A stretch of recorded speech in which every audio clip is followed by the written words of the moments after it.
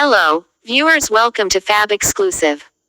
How to install secured socket layer certificate.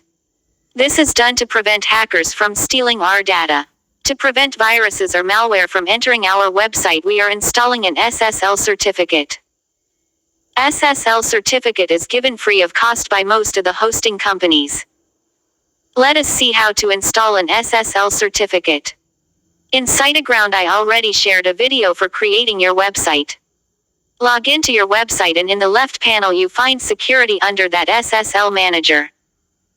Under Install, you will have your domain name on the left and on the right side select SSL options.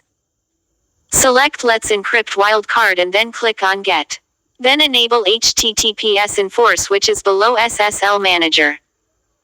Once you enable, you get a pop-up message Success HTTPS Enforce for your site enabled.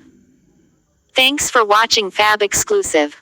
Please like, comment, share, subscribe, click the bell icon for more updates.